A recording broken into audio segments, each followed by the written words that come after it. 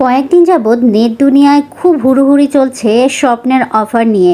তো ভাইরাল এই মাংসের অফারটা আমার কাছে তো বেশ ইন্টারেস্টিং লেগেছে, তাই দেরি না করে চলে গেলাম স্বপ্নে এবং স্বপ্নে যাওয়ার জার্নিটা এবং কি কি কিনলাম অফারে এবং সেই অফারের মাংস দিয়ে কি রান্না করলাম স্পেশাল কিছু সব কিছু থাকছে আজকের পর্বে। তো আসসালামু আলাইকুম দর্শক, রূপকথার অন্তহীন শৈশবে আপনাদের সবাইকে স্বাগতম। তো দুপুরবেলা আমার হাজব্যান্ড সকাল থেকেই খুব পরিমাণে বলছিল যে স্বপ্নে অনেক সুন্দর সুন্দর অফার চলছে, কলমি শাক পাওয়া যাচ্ছে 5 টাকায়, আরও অনেক কিছু অফার চলছে। তো চলো না যাই। ও অফিস থেকেই দুপুরবেলা এসে আমাদেরকে নিয়ে আসলো স্বপ্নে। তো স্বপ্নে এসে দেখলাম এখানে কলমি শাক 60 টাকা দামে বিক্রি করছে, যেটা নেটে 5 টাকা বলা ছিল। তো যাই হোক, আমরা একটা কলমি শাক নিয়েই নিলাম, কারণ 60 টাকা দামে বা কোথায় পাওয়া যায়, আজকাল 15 টাকার নিচে তো কোনো শাক পাওয়াই যায় না, বাইরে এত খারাপ অবস্থা। তো আর 160 টাকার কম্বো নিলাম দুইটা। 160 টাকায় কিছুটা আলু দেয়, তো একটা বড় সাইজের আলু দেয়, না হলে দুইটা ছোট সাইজের আলু দেয়, এবং এখানে 200 গ্রাম মাংস আছে।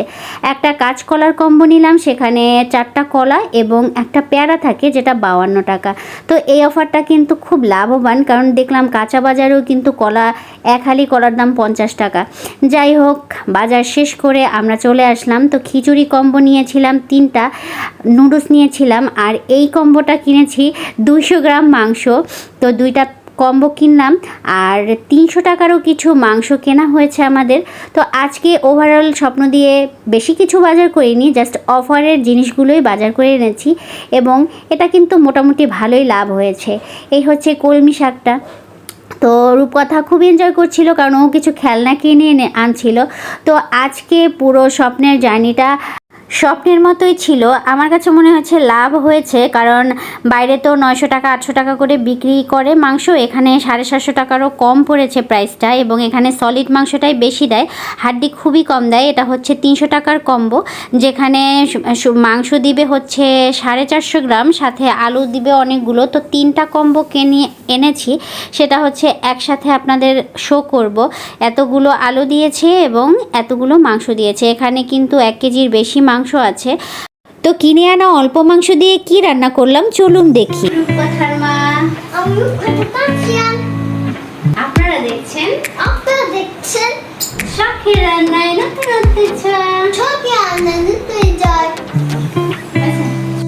মাত্র 200 গ্রাম মাংস অনেকের কাছে স্বপ্ন, কারণ হাফ কেজি মাংস ছাড়া কিন্তু বাইরে কিনতে পাওয়া যায় না, যেটা যাদের আর্থিক অবস্থা খারাপ তাদের পক্ষে খুবই এক্সপেন্সিভ হয়ে যায়। তো আজকে আমরা 200 গ্রাম মাংস দিয়ে খুব স্পেশাল একটা তরকারি রান্না করব, সেটা হচ্ছে কলার মোচা দিয়ে গরুর মাংস, যেটা আমার খুব বেশি ফেভারিট। আমি আজকে ফার্স্ট করতে যাচ্ছি, কারণ এই রেসিপিটা অলরেডি আমার চ্যানেলে কিন্তু আছে, যেটা আমার মা করেছিল, আর আমার মাই সবসময় এই টাইপের তরকারিগুলো রান্না করে। তো কলার মোচা কীভাবে গরুর মাংস দিয়ে করে সেটা আজকের ভিডিওতে আপনাদের সামনে আমি ফার্স্ট করে দেখাবো। তো রূপকথাকে ডেকে এনে ওকে আমি শেখাচ্ছিলাম কীভাবে মোচা খুলতে হয়, কীভাবে মোচা করতে হয়, কারণ আমি এখনও খুবই পারদর্শী কম মোচা খোলার ব্যাপারে। মোচা কীভাবে খুলতে হয় এটা নিয়ে আমি খুব বেশি ভয়ে থাকি, এজন্য আমার মোচা একদমই আম্মু না থাকলে খাওয়া হয় না, কারণ খুব বেশি প্যারা লাগে আমার কাছে। তো আজকে করতে গিয়ে মনে হলো আসলে যে কোনো কাজেই প্র্যাকটিস থাকলে খুব ইজি। এই যে দেখুন, খুব ইজিলি কিন্তু মজার ছলে হয়ে যাচ্ছে, এবং এটা আসলেই বেশি একটা কষ্ট না, যতটা কষ্ট আমি আসলে মনে করতাম। তো এখানে কিছু ভেজালের ব্যাপার আছে। এখানে মোচার মাঝখানে ফুলগুলো একটু শক্ত ডাটার মতো কিছু ফুলের মোম থাকে, যেগুলো খাওয়ার মধ্যে দাঁতের মধ্যে লাগলে এগুলো সিদ্ধ হয় না এবং খুবই পচা লাগে খেতে। তো এগুলো বেছে একটা করে বের করতে হবে, সেটা ভেবে আমি চিন্তা করলাম, আল্লাহ, এই মোচা আমি কখন কোটা শেষ করব। কিন্তু আসলে এটা অনেক ইজি। আমি বারবার করে আমার আম্মুর কোটাটা ফলো করছিলাম, আমার ভিডিওই আমি রিনিউ করে দেখছিলাম। তো এরকম একটা করে কখনোই সম্ভব না, রূপকথাকে জাস্ট দেখানোর জন্য এই জিনিসটা করলাম। আর এখানে একটা ভালো টিপস দিব, এটা হচ্ছে ভাতের মাড়ের মধ্যে যদি কলার মোচাগুলো আপনারা কুটে রাখেন, তাহলে সিদ্ধ করে পানি ফেলার কোনো ব্যাপারই থাকবে না, কালো কষ ছাড়ানোর কোনো ব্যাপার থাকবে না, কারণ এটা হচ্ছে ভাতের মাড়ের মধ্যে যদি এই কষের জিনিসগুলো রাখা হয়, সেটা কলা তরকারি হোক, কলার মোচা হোক, যাই হোক না কেন, খুব ভালোভাবে কষটা ছেড়ে যায়। তো বটি দিয়ে জিনিসটা কোটাটা খুবই ইজি। তো আমি 2-1 বার করার পরে আল্লাহর রহমতে পেরেছি, খুব তাড়াতাড়ি হয়ে গেছে। আর ভেতরের অংশগুলো এমনিতেই নরম থাকে, তখন ওই ডাটাগুলো ফেলতে হয় না। তো এখানে কিছু মশলা নিয়ে নিব, সেটা হচ্ছে আপনার রসুন, আস্ত রসুন, পেঁয়াজ এবং কিছু গরম মশলা, যা মাংসের ইউজ করা হয়। সব ধরনের গরম মশলা, যেমন দারচিনি, এলাচি, লবঙ্গ, সব কিছু ভালো করে থেতলে নিতে হবে এবং মাংসটাকেও কিমা করে নিতে হবে। মাংসটা আমি অলরেডি কুচি কুচি করে কুটেছি, তারপরও আমি কিছুটা পিষে নেওয়ার জারে ভালো করে পিষে নিচ্ছি। এবং রূপকথাও খুব এনজয় করছিল, বলছিল মা আমি করব। তা আমি বললাম আচ্ছা ঠিক আছে তুমি করো, সমস্যা নেই। ওকে আমি সব কিছুই করতে দিই, আগে থেকেই বলি যে ওকে আমি সব কিছু শেখাই, কারণ আমি চাই না আমার মতো আমার মেয়েটা কোনো কাজে পারদর্শী না হোক, কারণ আমার অনেক কষ্ট হয়েছে যখন আমি নতুন সংসারে এসেছিলাম। তো এখানে দিয়ে দিব কিছু সরিষা বাটা এবং আদা বাটা, খুব ভালো করে পেস্ট করা ছিল। আর শুকনো মরিচ বাটাও পেস্ট করা ছিল। আর সাথে সব ধরনের মশলা, যেমন হলুদ, মরিচ এবং লবণ, আর সাথে টালা জিরা এবং ধনিয়া, সব কিছু মিক্স করে খুব সুন্দর করে মেখে নিতে হবে। এবং কিছুটা দিয়ে দিব সরিষার তেলটা অবশ্যই দিবেন, এটা খুব সুন্দর একটা ফ্লেভার ছড়ায়। কাঁচা সরিষার তেল দিয়ে কিছুক্ষণ মাংসটা মেখে নিতে হবে। আর অবশ্যই মাংসটার মধ্যে আমি একটু লেবুর রস ইউজ করেছিলাম, যেটা আপনারা দেখেছেন। যাই হোক, এখন আমরা কড়াইতে বসিয়ে দিব মাংসটা। যেহেতু আমি সব কিছু একসাথে ম্যারিনেশন করে দিয়েছি, তো এখানে আর কোনো ঝামেলা থাকলো না। জাস্ট শুকনো মরিচ তেলের মধ্যে দিয়ে, আর আমি কিন্তু টোটাল সবজিটাই কিন্তু সরিষার তেলে রান্না করছি, এটা অনেক বেশি ফ্লেভার দেয়। আপনারা চাইলে সাদা তেলেও রান্না করতে পারেন। তো কিছু গোটা রসুন এবং কিছু পেঁয়াজ খুব ভালো করে কষিয়ে নিতে হবে।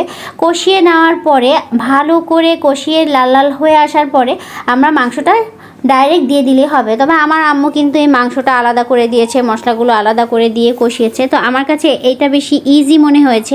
আমরা হয়েছে কি বিজি লাইফে ইজি সলিউশনগুলো বেশি খুঁজি, যে কোন জিনিসটা আমাদের জন্য সব থেকে বেশি ইজি হবে। তো কষিয়ে নেওয়ার পরে এই দেখুন এভাবে একটা লুক এসেছে। এটাতে একদমই শুকনা মরিচের পাউডার আম্মু ইউজ করেনি, আম্মু যখন রান্না করেছিল। তো আমি মোচাটা দিয়ে দেওয়ার পরে আমার কাছে কেমন কালারটা বেশি ফিকা ফিকা লেগেছে। এবং রূপকথার বাবা আবার সব কিছু খুব কালারফুল পছন্দ করে বিধায় আমি একটু লাল মরিচের পাউডারটা দিয়ে দিলাম। এটা একদমই আমি মাতব্বরি করে দিলাম, এটাতে নাকি হলুদ ছাড়া কিছু ইউজ করে না। যাই হোক, আমি একটু মাতব্বরি করলাম একটু কালারের জন্য, কারণ প্রথমে দর্শনধারী তারপর গুণবিচারী। তো মোটামুটি এটা কিন্তু খুব ভালো করে কষিয়ে নেওয়ার পরে কিছু কাঁচামরিচ এবং কিছু পেঁয়াজ আবারও দিয়ে ভালো করে ঢেকে নিতে হবে। এবং এতে কোনো প্রকারের কোনো পানি ইউজ করার প্রয়োজন হবে না। এটা ঢেকে দেওয়ার পরে তো ধুয়ে রাখা মোচা দিয়ে যে পানি বের হবে, সেটা দিয়ে কিন্তু মাংসটা টোটালি সিদ্ধ হয়ে যাবে। এবং ঢাকনা খুলে পরিবেশন করলেই রেডি হয়ে যাবে মোচার গরুর মাংস দিয়ে ঘন্ট। প্রচণ্ড মজার একটি রেসিপি। আশা করি আজকের ভিডিওটি ভালো লেগেছে। ভালো থাকবেন, আল্লাহ হাফিজ।